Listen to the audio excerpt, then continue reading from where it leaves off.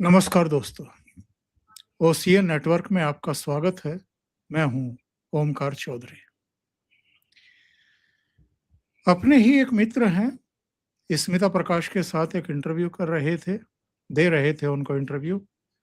कुछ ऐसा प्रश्न पूछा गया, कड़ियाँ जोड़ते हुए, और उन्होंने बिल्कुल विश्वास के साथ कहा कि हाँ, ये जो कड़ियाँ जुड़ रही हैं, इससे लगता है कि बांग्लादेश की एक बहुत बड़ी साजिश थी, ग्रेटर बांग्लादेश को अस्तित्व में लाने की। ये अलग बात है कि भारत के सामने उसकी औकात किसी मेंढक से कम मेंढकी से कम नहीं है।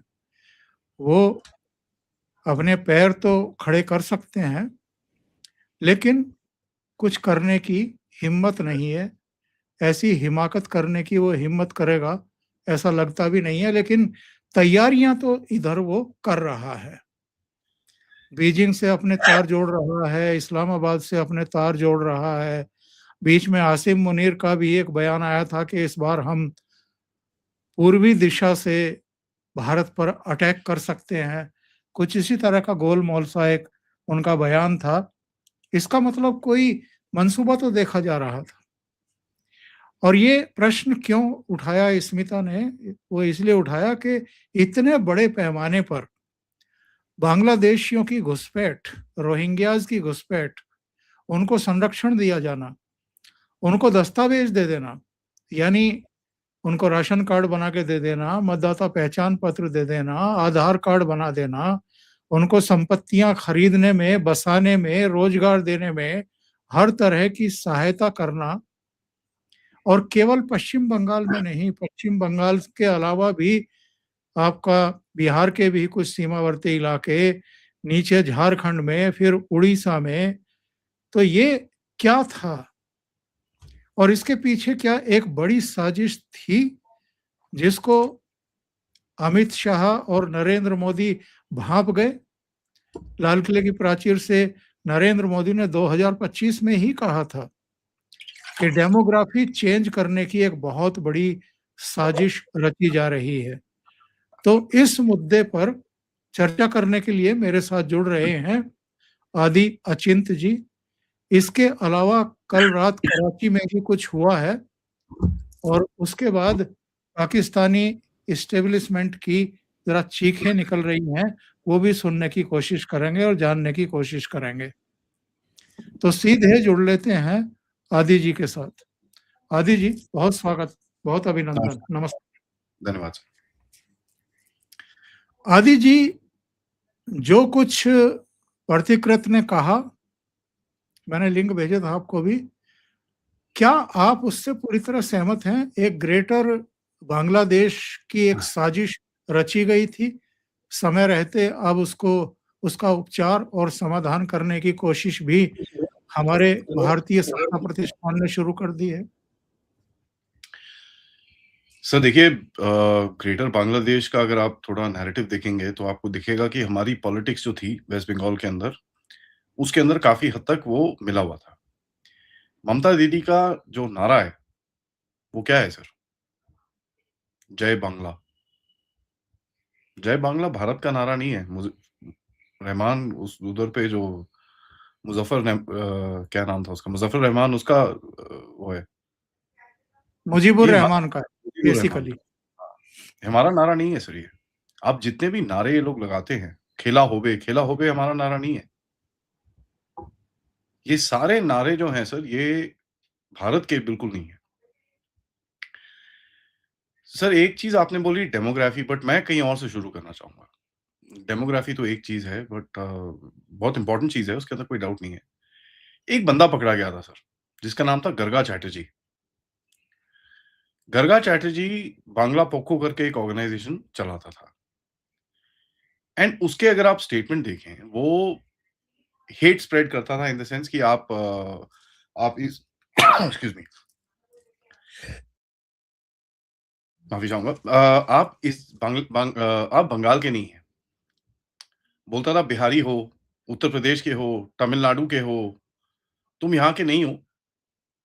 तो वो जो एक सॉफ्ट सेपरेटिज़्म शुरू किया था, और ये सॉफ्ट सेपरेटिज्म क्या होता है सर? सॉफ्ट सेपरेटिज्म होता है 2-3 चीज़ को मिला के। पहला एक विक्टिम कार्ड बनाना, कि देखो बाहर से लोग आ रहे हैं, हमारी पूरी सभ्यता को खराब कर दिया है और ये। दूसरा, देखो हमारे को नौकरियाँ नहीं मिल रही बिकॉज़ ये लोग यहाँ पर घूमते हैं। तीसरा, देखो हम अलग हैं, हम भारत के नहीं हैं, हम अलग हैं।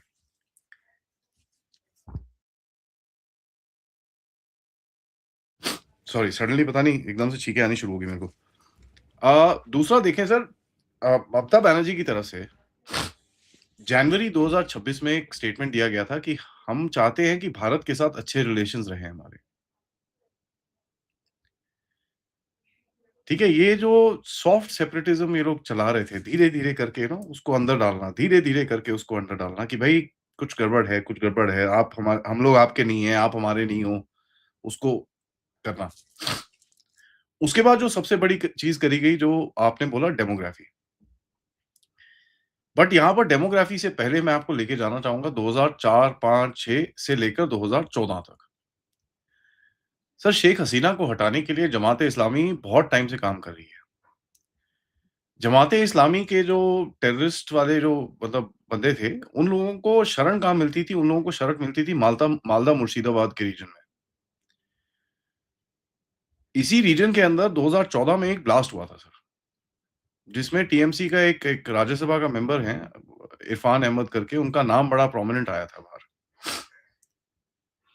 अब ये ब्लास्ट जो था सर, ये आईडी बना रहे थे, बांग्लादेश में यूज़ करने के लिए, और वहाँ पर वो फट गया और उनकी हालत खराब हो गई। एनआईए ने पूरा केस लिया था और ये बताया था कि भई ये जमात के एलिमेंट्स हैं, जिन्होंने इधर पे करने की कोशिश करी है। उसके बाद काफ़ी सारे बंदे अरेस्ट-वरेस्ट भी हुए थे, ये वो। इसको अगर आप देखें तो ये चक्कर क्या था, यहाँ से फंडिंग जा रही थी, बंगाल से, शेख हसीना के अगेंस्ट में जो वहाँ पर पूरा एक आंदोलन चला, अभी 2023-24 में जो चला, और पुराने टाइम पे भी जमात को सपोर्ट करने के लिए वो पूरा आंदोलन चला और उसके पैसे यहाँ से गए थे। अब वो पैसे आप बोलेंगे कहाँ से आए, क्या? सर, इतना बड़ा बॉर्डर ट्रेड है, जहाँ पर करोड़ों का धंधा था। एक मैं छोटा एग्ज़ाम्पल देता हूँ, 900 करोड़ रुपए पर महीने का धंधा था ये इल्लीगल इन्फिल्ट्रेशन का, 900 करोड़ रुपए पर मंथ। तो अगर आप देखें इत 30 इतना बड़ा अमाउंट, इतना बड़ा धंधा। जी, 30 करोड़ रुपए दिन का सर इनका बनता था। 1 करोड़ से ज़्यादा आपका 1 घंटे में बन रहा है। ठीक है जी? अगर आप इसको 50-50 भी बाँटिए तो 50 लाख रुपए, 50 लाख रुपए आपको आधे घंटे में, 1 घंटे में बन के इन इन एक पार्टनर को जा रहा था। तो फंडिंग तो बहुत थी सर। 1,500 करोड़ रुपए का धंधा आपका सिर्फ इल्लीगल कैटल स्मगलिंग का था। 1,500 करोड़ का। जो गाय यहाँ पर 20-30 हज़ार में बिकती थी, वो बांग्लादेश में 80-90 हज़ार में बिकती थी। तो ये जब गाय लेके जाते थे वहाँ पर बेच के इन्होंने बहुत पैसे कमाए। उसके बाद ड्रग्स, प्रोस्टिट्यूशन। आप अगर बंगाल में जाएँ सर, आपको 2 तरह के धंधे बड़े ज़बरदस्त मिलेंगे। एक है बार और दूसरा मसाज पार्लर। अब आप समझ रहे हो मसाज पार्लर से मैं क्या बोल रहा हूँ। तो लड़कियों का धंधा पूरा। तो ये पूरा इनका नेटवर्क था जिससे फंडिंग हो रही थी सर, और ये फंडिंग बहुत अलग-अलग चीज़ों के लिए यूज़ करी जा रही थी। अब मैं आपको एक चौंकाने वाली चीज़ बताता हूँ। 2025 में जो बांग्लादेश में इलेक्शन हुआ, अगर आप देखें जमात जिस जगहों पे जीता है, वो पूरा भारत के बॉर्डर एरिया पे है, बंगाल के बॉर्डर एरिया, और वो ही बॉर्डर एरिया जहाँ पर फेंसिंग नहीं हुई है।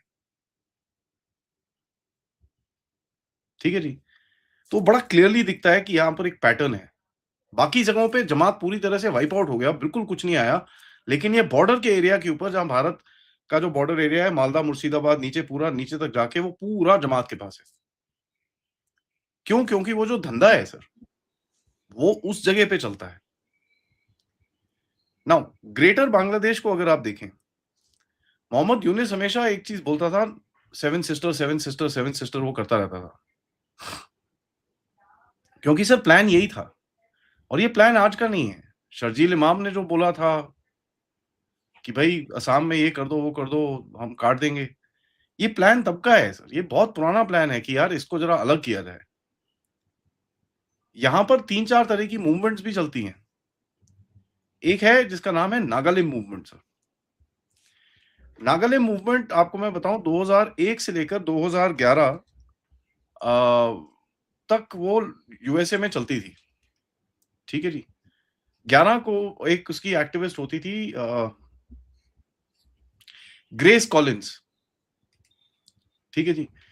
ये ग्रेस कॉलिन्स करके एक्टिविस्ट होती थी और इसने अपने आप को नागालैंड कंट्री कंट्री बोलती थी का एक रिप्रेजेंटेटिव डिक्लेयर करके यूएस में टैक्स फाइलिंग करी हुई थी। 2025 में ग्रेस कॉलिन्स ने दोबारा से 2024 एंड में ग्रेस कॉलिन्स ने दोबारा से नागालैंड मूवमेंट की लॉबिंग के लिए अपने आप को रजिस्टर कराया। एफएआरए करके एक वहां पर है, फॉरेन एजेंट्स रजिस्ट्रेशन एक्ट, जो अमेरिका में है।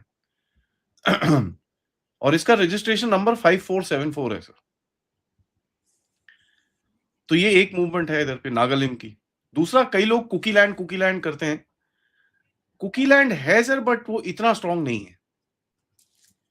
बट यहां पर आप देखेंगे जिस तरह से मिजोरम के अंदर कुछ आवाजें उठी थी कुछ 6-8 महीने पहले, एक साल के करीब पहले, जब उनके चीफ मिनिस्टर जाके एक दो कोई स्टेटमेंट दिए थे। उसी के बाद आप देखें कि फटाफट जनरल वीके सिंह को भेजा गया वहां पर। अब वो पूरा यूटर्न हो रखा है, सब कुछ सॉलिड है।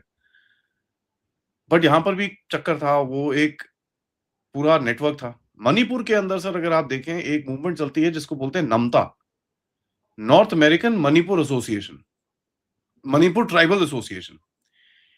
ये बेस्ड है बॉस्टन के अंदर। ठीक है, शिकागो, बॉस्टन, इस रीजन के अंदर है। और इनका एक ऑफिस नॉर्वे के अंदर भी है।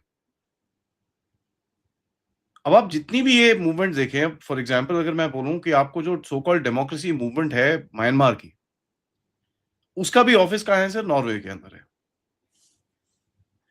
तो एक पूरा नेटवर्क था जिसको ये लोग चला रहे हैं, अभी भी कर रहे हैं, बट अभी काफी ढीला हो गया वेस्ट बंगाल जीतने के बाद, क्योंकि जो पूरी लोकल फंडिंग थी वो यहां से आ रही थी सर। पूरी लोकल फंडिंग, पूरा लोकल आइडियोलॉजिकल सपोर्ट जो था वो इधर से आ रहा था। इनको फर्क नहीं पड़ता ग्रेटर बांग्लादेश बने या जो मर्जी बने।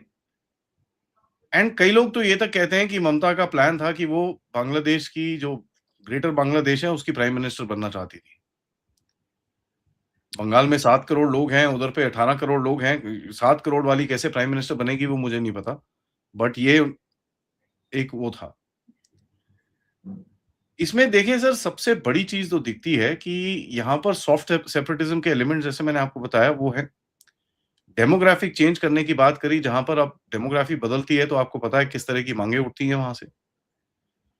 और तीसरी चीज़, जो पूरा एक नेटवर्क बना रखा था वहाँ पर, जिस तरह से पूरी स्मगलिंग और ये सब चीज़ें हो रही थी, वो बहुत डीपली एंट्रेंच थी। पॉलिटिक्स, यहाँ तक कि कई लॉ एनफोर्समेंट और इन चीज़ों में भी घुसी हुई थी। तो एक फ्री फॉर ऑल था। अब वो फ्री फॉर ऑल इतना आगे जा चुका है और ये एकदम क्रक्स पे आया कब सर? जब शेख हसीना हटी वहाँ से। ठीक है? 2023 में जब 5 मई था कि क्या था? आई थिंक 5 मई था, कब था? जो भी था। तो उसको हटाया गया वहाँ से और ये यूनिस को लाया गया। यूनिस ने फिर से दोबारा से जमात को अपना री-राइज़ कराया। जितने भी हिज़्बुल तहरीर वाले बंदे थे अंदर, उनको बाहर छुड़वाया। अल-कायदा वाले बंदे थे वो छुड़वाए, आईसिस के बंदे थे वो छुड़वाए। और आज भी अगर आप देखें बांग्लादेश के अंदर इस समय पर हमास का काफ़ी एक प्रचार चल रहा है। तो ये वही एक रेडिकलाइज़ेशन करने की कोशिश करते हैं, जहाँ पर ये हमले करने की कोशिश करेंगे वहाँ से। हमास की तरफ से अगर आप देखें, वही जिस तरह से अक्टूबर 7th किया था इन लोगों ने, तो वही वैसी कुछ एक करतूतें की प्लानिंग ये चल रही है वहाँ पर। अब इनके बंदे वहाँ पर हैं, वहाँ पर ठुकते भी जाते हैं। काफ़ी ठुकम-ठुकाई भी हुई है, मैंने आपके साथ कवर किया है। और अभी भी रिसेंटली भी काफ़ी ठुकम-ठुकाई हुई है, 2-3 लश्कर के बंदे वहाँ पर ठोक दिए गए। तो सर ये गेम जो था, ये एक बड़ा स्टार्टिंग फेज़ में था, जिसमें बहुत जगहों से सपोर्ट आ रही थी। और धीरे-धीरे करके इसको बढ़ाना था। मैं ये बोल सकता हूँ कि अगले 10 साल के अंदर ये आपको ऐसा दिखता कि वेस्ट बंगाल के अंदर आप और हम जैसे लोग जाना मुश्किल हो जाता। और जब एक ऐसी सिचुएशन आती है कि यार जाना मुश्किल है, ये है, तो आप याद करिए कश्मीर में 89 से लेकर 93 तक जो हालत थी, जब टेररिस्ट खुलेआम हथियार लेके घूमते थे वहाँ पर, तो उस जगह पे लेके जाने की इनकी कोशिश थी कि इसको वहाँ लेके जाओ, उसके बाद अपने आप ही छिड़क जाएगा ये और भारत कुछ कर नहीं पाएगा। अब ये इनका वो थॉट प्रोसेस है, भारत कुछ कर नहीं पाएगा ये सब चीज़ें। बट ये बिल्कुल सही है सर, यहाँ पर ग्रेटर बांग्लादेश बनाने की पूरी कोशिश है। ना तक कि बांग्लादेश, नागालैंड मैंने जैसे आपको बोला, वो भी उसकी भी बात चल रही है। अभी रिसेंटली जैसे मैंने आपको बताया, उसने दोबारा रजिस्ट्री करी है अपने आप को लॉबिंग के लिए। तो ये ब्रेक इंडिया प्रोजेक्ट तो है सर, इसके अंदर कोई डाउट नहीं है। एंड यहाँ पर टीएमसी, अगर मुझे पता नहीं कि सारे टीएमसी लोगों को ये पता था कि नहीं पता था, बट कुछ ना कुछ कहीं न कहीं ये ऑन था। अब गार्गा चैटर्जी जैसे बंदों को जब आप पकड़ते हो और जिस तरह से उसकी भाषा थी, जिस तरह से वो बात करता था, अगर आप उसके पुराने ट्वीट्स देखें सर, उसने बोला था कश्मीर को आज़ाद कर दो। उसने ये बोला था कि अंडमान एंड निकोबार आइलैंड में इंडियन आर्मी की प्रेजेंस नहीं होनी चाहिए। उसने ये बोला था कि कश्मीर ने अपना डिसीजन लिया, हम भी लेंगे। क्या डिसीजन, वो स्पेसिफिकली नहीं बोलता था, सॉफ्ट चीजें वो आगे डाल रहा था। और इसकी एक अपील भी थी सर, वेस्ट बंगाल के अंदर, इसके अंदर कोई डाउट नहीं है कि इसकी अपील भी थी। अम, और मैं ये नहीं बोल रहा सिर्फ मुसलमानों में अपील थी, वहां पर तो होगी, बट कहीं ना कहीं कुछ जो intellectual so called non Muslims हैं, उसके अंदर भी काफी अपील थी।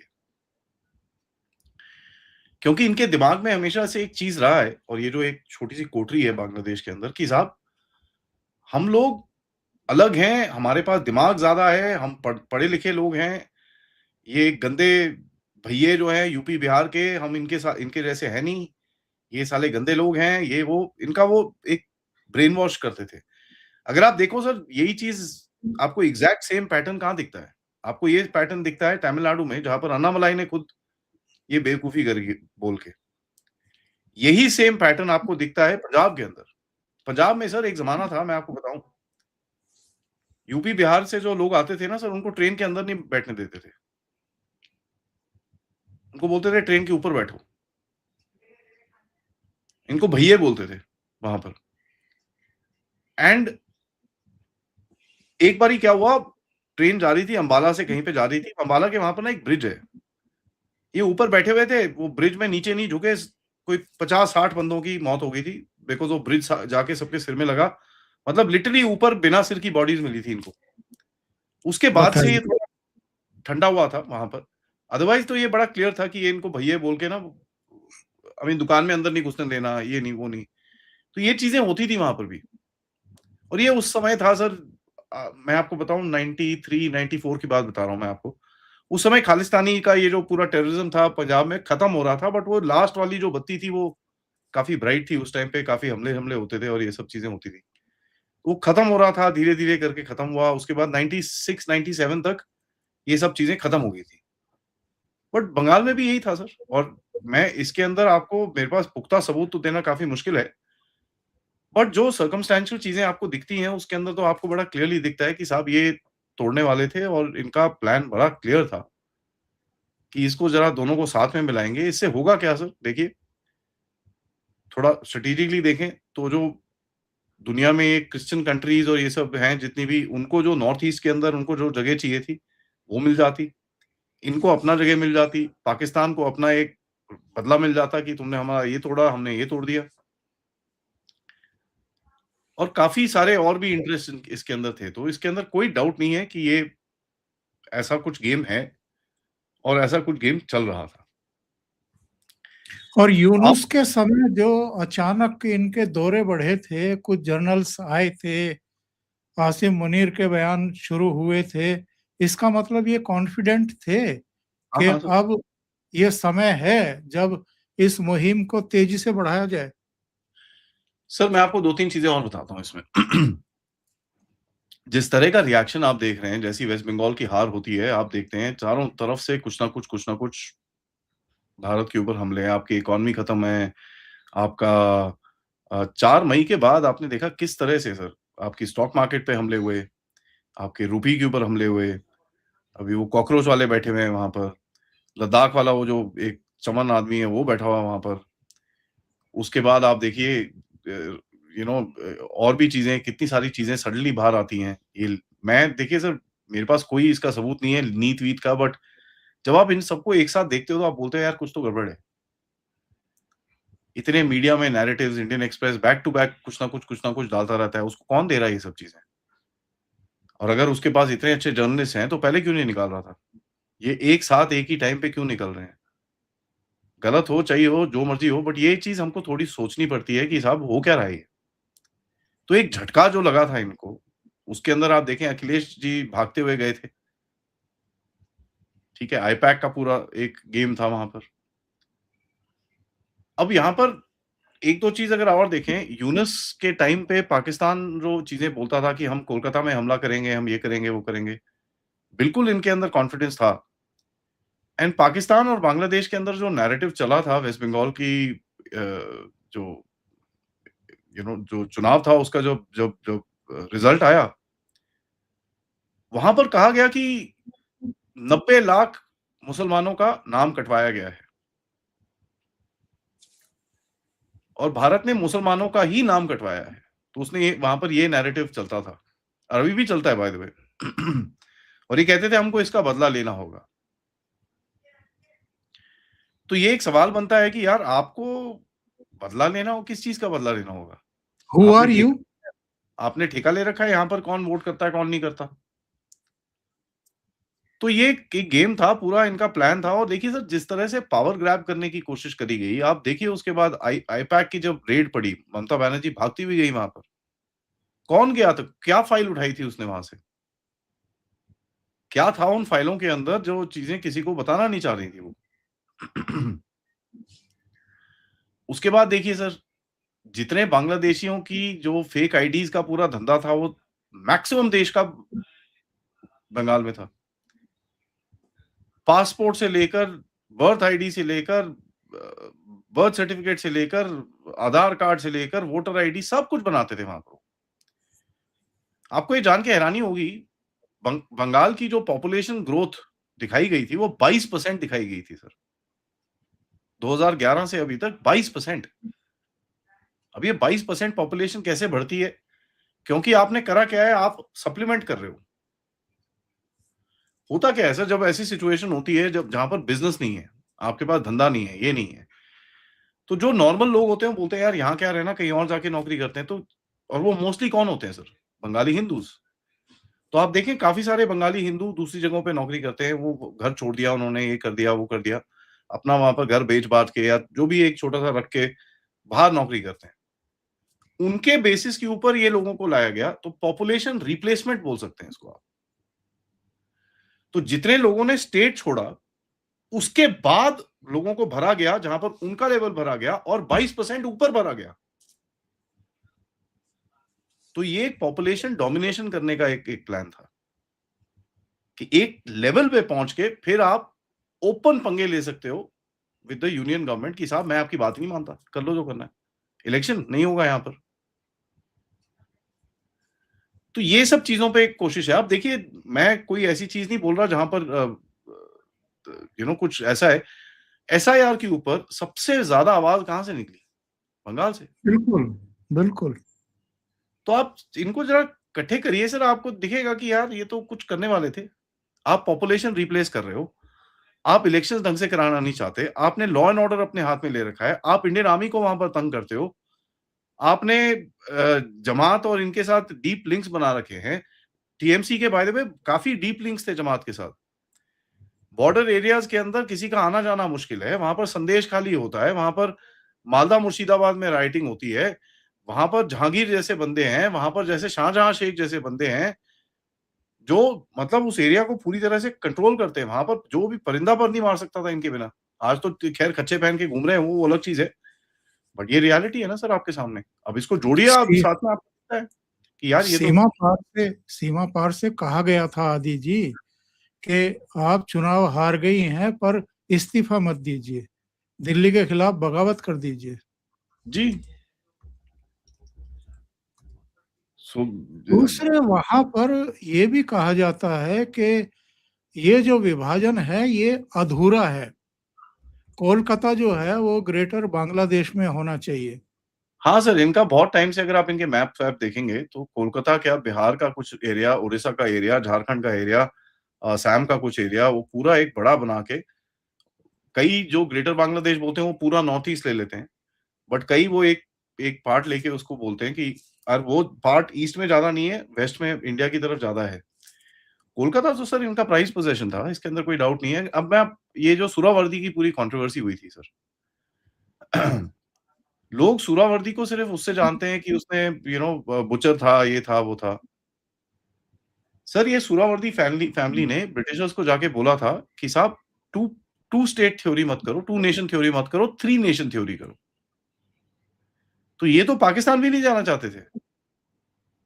सुहरावर्दी वाले ये पाकिस्तान भी नहीं जाना चाहते थे। ये अपना देश बनाना चाहते थे वहाँ पर, और उसके अंदर कोलकाता इनका कैपिटल था, और ये जो प्रपोज़ल इन्होंने ब्रिटिश को दिया था, ये सुहरावर्दी ने दिया था। ब्रिटिश ने बोला, नहीं, नहीं यार, ये नहीं हो सकता। ऐसे आप करोगे तो उसके बाद सिख आ जाएँगे, ये आ जाएँगे, वो आ जाएँगे, हम नहीं कर सकते। 2 है, हिंदू-मुस्लिम पे हम डिवाइड कर रहे हैं, बस खत्म। तो अब उस टाइम पे ब्रिटिश के पास भी इतना टाइम नहीं था सर। वहाँ पर प्रेशर भी बढ़ रहा था, भैया निकलो यहाँ से, यहाँ पर थोड़ी-सी बगावत शुरू हो चुकी थी, सब कुछ हो रहा था, धीरे-धीरे करके यहाँ पर प्रेशर बढ़ रहा था। तो इनके पास टाइम था नहीं कि वो सब चीज़ें करें, तो इन्होंने बंदे को बुला के फटाफट लाइन-वाइन खींच दी और चलो भई। तो ये कोई कोई नई बात नहीं है, ये तो आप देखिए वहाँ पर उसने यूनुस ने तो पूरी एक किताब बनाई थी जिसके ऊपर मैप चिपकाया था उसने, ग्रेटर बांग्लादेश का। तो जब आप उन सब चीज़ों को पूछा डालते हैं, और उस टाइम पे ममता बनर्जी की तरफ से कभी भी एक तरफ से स्टेटमेंट नहीं आया कि आप होते कौन हो साला भैंस के, मेरे स्टेट पे आँख लगाने के लिए, आँख निचोड़ दूँगी तुम्हारी मैं। होते कौन हो आप? आप देखिए वो त्रिपुरा के राजा साहब हैं, उन्होंने तो आंदोलन निकाला, उन्होंने बोला कि साहब तुम्हारी भैंस के यहाँ कहाँ से आए तुम? मेरे स्टेट के ऊपर तुम आँखें उठाते हो। हिमंता बिस्वा शर्मा ने ये चीज़ें बोली, बट इनकी तरफ से कभी स्टेटमेंट नहीं आया। किसी भी टीएमसी के प्रवक्ता की तरफ से स्टेटमेंट नहीं आया। यहाँ तक कि महुआ मोइत्रा जैसे लोग तो इतना तक बोलते थे कि हमारे हमारे जगह उनकी जगह पे जीडीपी बेटर है, पर कैपिटा इनकम बेटर है, और क्वालिटी ऑफ लाइफ भी बेटर है। तो ये और तो सर अभी जो उपचार चल रहा है, जो कदम उठाए जा रहे हैं, ये सही दिशा में कदम है? किसके सर? घुसपैठियों को वापस भेजना, तमाम जो स्टेप इधर उठाए गए हैं, होम मिनिस्ट्री की तरफ से भी, स्टेट की तरफ से भी। सर सबसे पहले ये जो सॉफ्ट सेपरेटिस्ट थे इनको उठाया गया है, और जब ये उठाए गए थे मैंने उसी टाइम पे बोला था कि ये this is going after the greater Bangladesh का गेम। जो सॉफ्ट सेपरेटिस्ट है उनको उठाया गया। जो ये पेडल-वेडल करते थे, बकवास बोलते थे, हम अलग हैं, हम ये हैं, वो हैं, उन सबको गायब कर दिया गया। उनका ना नाम है, ना निशान है, कहीं पे भी कोई किसी को नहीं पता वो हैं कहाँ, और बड़े सारे थे इसमें से। उसके बाद इनके सोशल मीडिया आईडीज़ और ये सब चीज़ों को बंद किया गया। एक इनका जो आईपैक पे रेड हुई थी सर, एंड ये एक बड़ी डिसाइसिव सी रेड थी, क्योंकि अमित कहीं न कहीं आई थिंक हमारे इंटेलिजेंस एजेंसीज़, हमारे अमित शाह साहब, इन सबको पता था कि आईपैक एकदम सेंटर में बैठता है। तुम इसको तोड़ दो, ये पूरा गेम नीचे खत्म हो जाएगा। कुछ और नहीं है इसके अंदर। तभी देखिए इन्होंने बहुत फ़ोकस करा आईपैक के ऊपर, काफ़ी चीज़ें बाहर निकली, ये वो। अब इनका जो कोल का पैसा था सर, आपको वो कोल स्कैम याद है? 1200 करोड़ रुपए का जो कोल स्कैम है, वो सारा पैसा बिल्कुल। आईपैक के थ्रू निकला था। लंदन गया वो पैसा, और लंदन से वापस आईपैक में आया। और लंदन में आपको पता है सर, सिटी ऑफ लंदन में मनी लॉन्ड्रिंग तो बड़ी आराम से, प्यार से, ध्यान से होती है, कोई इतनी बात नहीं है वहाँ पर, सब कुछ चलता रहता है। तो ये सर देखिए वो जो एक जो अभी कर रहे हैं, इसके अंदर आपको इसको 3 तरह से देखना पड़ेगा। पहला, एक जो लोकल ग्राउंड नेटवर्क है उसको तोड़ने की कोशिश करी जा रही है। जिसके अंदर जैसे मैंने बोला सॉफ्ट सेपरेटिस्ट हैं, ये हैं, वो हैं, उनको तोड़ा जा रहा है। दूसरा आप और बाय द वे इसके अंदर आप ये भी देखते हैं कि टीएमसी का जो एक एक्जिस्टेंस था ग्राउंड लेवल पे, देखो सर एमपी, एमएलए तोड़ना अलग होता है। जब नीचे के काउंसलर आप तोड़ते हो ना, जिला अध्यक्ष को तोड़ रहे हो, काउंसलर को तोड़ रहे हो, आपके इधर-उधर लोगों को तोड़ रहे हो, तो ये आपको दिखता है कि उस पूरे नेटवर्क को गायब किया जा रहा है। उसके बाद संदेश खाली का वो शाहजहां शेख, जहांगीर, इनको ज़रा टाइट किया जा रहा है। ये तो मेन वो मोहरे थे जो जिनके जिनके नेटवर्क के अंदर ये सारे धंधे होते थे। सबसे बड़ी चीज़ हो रही है जो फाइनेंशियल नेटवर्क्स के ऊपर इस टाइम पे क्रैकडाउन चल रहा है। आप देखें आरबीआई ने पिछले हफ्ते में क्रैकडाउन मारा एनबीएफसीज़ के ऊपर, non banking financial corporations. Sir ये 135 नॉन बैंकिंग फाइनेंशियल कॉर्पोरेशंस पे क्रैकडाउन मारा था, उसमें से 125 बंगाल में ही थे।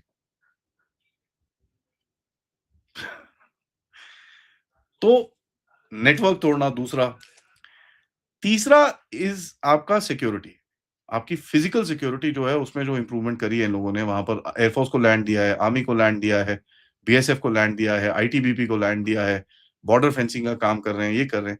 तो ये एक आइसोलेट कर रहे हैं अपने आप को बांग्लादेश से। तो ये 3 फेजेज़ में आप देखते हैं ये लोग उस जो पूरा वो उसका जो पूरा नैरेटिव था, उसका जो पूरा इकोसिस्टम था उसको तोड़ रहे हैं धीरे-धीरे करके। अभी अगर कोई बोलता है टूट गया है, मैं नहीं मानता सर। टूट रहा है। जी, शुरुआत है अभी। जी, और अभी अमित शाह साहब का एक बयान भी, निर्देश भी सभी राज्यों को कि सीमावर्ती सभी इलाकों के 15 किलोमीटर तक जितने अवैध निर्माण बने हुए हैं सबको तोड़ दो, बुलडोज कर दो। तो अभियान तो बहुत बड़े पैमाने पर चल रहा है इस समय। ये कब तक पूरा होगा बस ये देखने वाली बात है, और किस हद तक और कितना इनकी साजिशों को खत्म कर पाएंगे। आदि जी बहुत बहुत धन्यवाद जुड़ने के लिए। एक और विषय था जिस पर चर्चा करना चाहता था लेकिन टाइम हो गया है, तो आपका बहुत धन्यवाद अभी के लिए। उस पर फिर कभी। और दर्शकों से निवेदन है कि आपको ये चर्चा अच्छी लगी हो तो लाइक का बटन दबा दें, वीडियो साझा करें। अगर चैनल अभी तक आपने सब्सक्राइब ना किया हो तो कर लें। और आदि जी का चैनल है डेफ टॉक्स बाय आदि, उनको भी सपोर्ट करें और सब्सक्राइब करें। Thank you so much. Thank you sir. नमस्कार। नमस्कार सर।